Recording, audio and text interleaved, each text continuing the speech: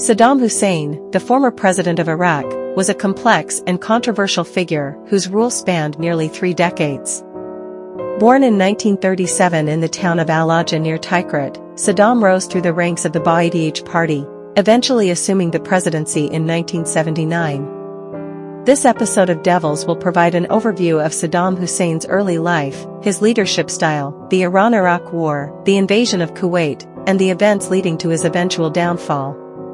Saddam's early years were marked by political activism within the Arab nationalist Ba'ath Party. He participated in a failed attempt to assassinate the Iraqi Prime Minister Abd al-Karim Qasim in 1959.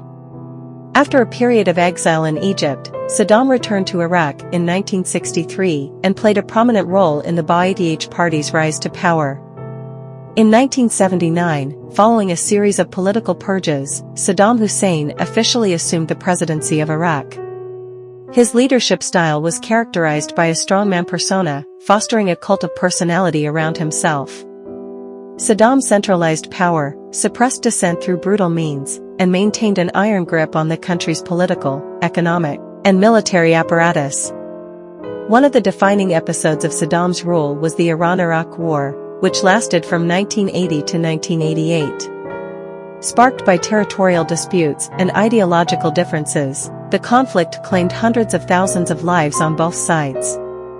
Saddam's decision to invade Iran demonstrated his ambition for regional dominance, but also led to a prolonged and devastating war that strained Iraq's resources.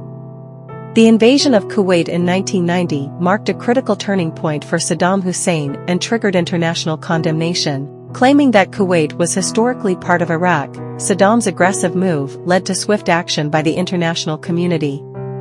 The United States, in a coalition with other nations, launched Operation Desert Storm in 1991, forcing Iraqi withdrawal from Kuwait but stopping short of removing Saddam from power.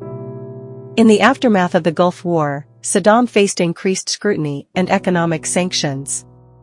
Despite these challenges, he managed to remain in power throughout the 1990s. The regime's repression of internal dissent, coupled with economic hardships, intensified the suffering of the Iraqi people. The events of September 11, 2001, and the subsequent US-led war on terror further increased international pressure on Saddam Hussein. The belief that Iraq possessed weapons of mass destruction, WMDs, became a central justification for the 2003 invasion of Iraq. However, no such weapons were found, leading to controversy and criticism of the decision to topple Saddam's regime. Saddam Hussein was captured by US forces in December 2003, hiding in a spider hole near his hometown of Tikrit. His capture marked the end of his rule and the beginning of legal proceedings.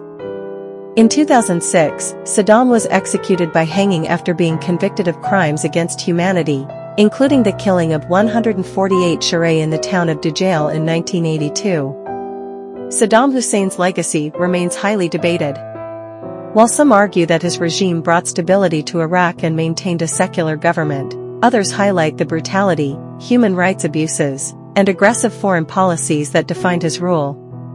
The Iraq of today is still grappling with the consequences of Saddam's legacy, as the country navigates political, social, and economic challenges in the post-Hussein era.